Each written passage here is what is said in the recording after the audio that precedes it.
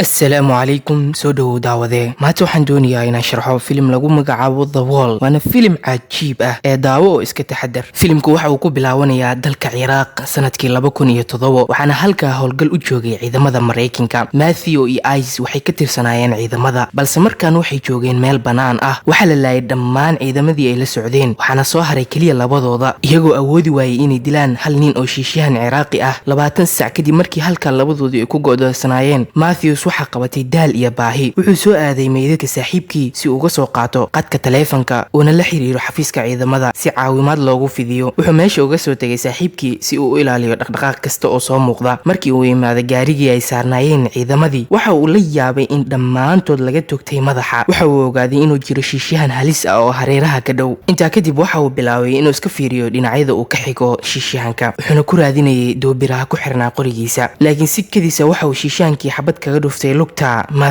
Matthews waxa uu ku dhacay dhulka Ice markii uu maqlay codka xabada iyo qaylada saaxiibkii Matthews wuxuu isku dayay inuu caawiyo wuxuu soo aaday dhinaciisa isagoo si feejigan u socday iskuna dayay inuu siro shiishahanka sida oo ay tahayna shiishahanku waxa uu awood u yeeshay inuu ku dhufto 3 xabadood hal xabad waxa uu ku dhuftay lugta halka labada kale uu kala dhuftay caagi ay ku jireen biyaha iyo raadii xiriirku u ahaa laakiin Ice markii xabadu ay ku dhacday si degdeg ah waxa uu iskugu tuuray darbi yar si uu dhufays uga dhigto halka Matthewsna uu dhaawiciisa dhulka la jiifay wuxuuna saaxiibkii ka codsaday inuu caawiyo laakiin Ice waxa uu sheegay inuusan caawin karin taabadalkeedana waxa uu bilaabay inuu iska xiro meeshii uu dhaawac ka soo gaaray wuxuuna la soo baxay warqad yar wuxuuna ku qoray taariikhda dhaawaca uu soo gaaray intaa kadib waxa uu bilaabay inuu la soo baxo raadiyihiisa si uu ula hadlo xafiiska taliskiisa laakiin nasiib xumo raadiyuhu ma shaqaynayo waxa ku dhacay xabadii uu ku soo dhuftay shiishahanka Matthews oo wali dhaawac ah ma uusan quusan taabadalkeedana waxa uu saaxiibkii ka codsaday inuu ugu yaraan xitaa u sheego jihada uu ka xigo shiishahanka wuxuuna haystaa hal fursad oo kaliya si uu toogto shiishahanka laakiin Ice waxa uu sheegay inuu kaliya maqlay codka xabada balse uusan ogeyn halka uu ka xigo taabadalkeedana waxa uu Matthews ka codsaday inuusan dhaqdhaqaaq sameyn si aysan noloshiisa khatar u galin intaa kadib Matthews waa uu mirdawoolmay xanuunka hayay dartiis halka Ice uu bilaabay inuu darbiga ka fujiyo duleel yar laakiin dhagaxaantii ayaa ku soo daatay waxaana dhaawac ka soo gaaray faraha laakiin dhaawiciisu kama uusan joojin in duleelku uu gishto doobiro si uu u ogaado halka uu ka xigo shiishahanka intaa kadib waxa uu iska soo saaray xabadii ku dhacday laakiin xanuunka hayay dartiis isna waa uu mirdawoolmay muddo markii uu mirdawoolnaa wuu soo toosay kadib markii uu maqlay codka mid ka mid ah shaqaalaha xafiiskii taliskiisa Ice wuxuu u sheegay waxa ku dhacay isaga iyo saaxiibkii wuxuu kaloo u sheegay inay u soo diiraan diyaarad si ay u qaado laakiin ninkii waxa uu sheegay inuusan amarkaas sameyn karin balse uu gaarsiinayo taliyaha waxayna qaadan doontaa waqti niyajab kadib waxa uu bilaabay inuu la soo baxo biskoolad wuxuu isku dayay inuu cirka u rido xabad si uu wax uga ogaado halka uu ka jiro ninka laakiin wuu iska daayay taa bedelkeeda haddii uu sameeyana waxa ninka u fududaanayso dhinac Matthews uu dhufayska kaga jiro balse markaan raadiyiisa khaaska ay xiriirka u ahaa waxa qadka soo galay shiishahankii laakiin Matthews ma fahmin luqadiisa wuxuuna ogaaday inuusan si fiican uga hadli karin Ingiriiska intaa kadibna waxa uu mar labaad la xiriiray xafiiskii taliskiisa laakiin kuma uusan guuleysan waxa uu mar labaad haddana qadka u galay shiishahankii si uu u weydiiyo waxa uu doonayo laakiin shiishahanka oo ku jeesjeesaya waxa uu ku dhahay kaliya ii sheeg waxa aad tahay balse Ice waa uu diiday inuu ka jawaabo laakiin ninku waxa uu ugu hanjabay inuu dhameystiri doono saaxiibkii xilligaana Ice waxa uu doobiraha ku raadinayay halka uu ka jiro ninka haddana waxa uu bilaabay inuu dhulka xariiqo si uu u qiyaaso halka uu ka imaanayo codka ninka balse iyaduna waa uu ku fashilmay haddana waxa qadka u soo galay ninkii shiishahanka wuxuuna ku dhahay maxay tahay muhiimadda Ciraaq aad u soo gasheen balse Ice waxa uu sheegay in dagaalku uu dhamaaday wuxuuna u sheegay in ciidamadii uu dilay ay u socdeen inay soo dhameeyaan howlgalka balse ninku waxa uu sheegay in ciidamada Mareykanku ay laayeen dad badan ayna dudumiyeen guryo sidoo kale waxa uu sheegay in meesha hadda uu dhufays kaga jiro ay ahayd iskuul ay wax ku baranayeen arday badan balse ay burburiyeen ciidamadii Mareykanka intaa kadib Ice waxa uu dareemay oon daran wuxuuna la soo baxay aashuunkii ama weelkii uu biyaha ugu jiray balse wuxuu la yaabay in shiishahanku uu la eegtay xabad haddana wuxuu soo qaatay xabadii uu iska soo saaray ee lugta uga dhuftay shiishahanka si uu wax uga ogaado nooca qori ee uu wato balse iyadana uma soo toobin haddana waxa uu bilaabay qorshe kale waxa uu sameeyay in shaarkiisa iyo koofidiisa uu u geliyo alwaax si uu uga dhigo qof shiishahankuna uu isku dayo inuu ku soo rido xabad halkaana uu ka ogaado meesha xabada ay ka imaanayso laakiin nasiib xumo koofidii waxa ay ku dhacday dhinaca kale ee darbiga isku day walba oo isku dayay Ice wuu ku fashilmay laakiin taa bedelkeeda waxa ka dhamaaday dulqaadkii wuxuuna bilaabay inuu ka soo baxo dhufayska si uu cunto iyo biyo uga soo qaato ciidamadii la dilay wuxuuna kaga soo baxay dhufayska isagoo jeesaya halka shiishahankiina uu si cad ugu jeeday fursadna uu haystay inuu ku dhufto xabad kale laakiin wuxuu ka doorbiday bal inuu u kaadiyo una fiiriyo waxa uu sameynayo Ice markii uu soo qaatay cuntada iyo biyaha waxa uu ku soo laabtay meeshiisii laakiin shiishahanku waxa uu xabad kaga dhuftay darbigii uu difaaca kaga kaga jiray laakiin Ice wax ma aysan gaarin wuxuu isku aadiyay dhinac yar oo aanan weli dumin kadibna waxa uu caway biyihii iyo cuntadii uu ka soo qaatay ciidamadii laakiin lama filaan waxa uu maqlay codka saaxiibkii Matthews wuxuuna ka codsanayaa inuu u sheego ugu yaraan jihada uu ninka ka xigo Ice waxa uu sheegay in ninka uu ka xigo dhinaciisa gadaal oo ku aadan meel qashin qub ah wuxuuna siiyay hab uu ku ogaan karo Matthews waxa uu bilaabay inuu adeegsado miyaarad yar si uu u arko jihada uu ka xigo shiishahanka laakiin fursadii ugu fiicneed balse waxa qasaariyay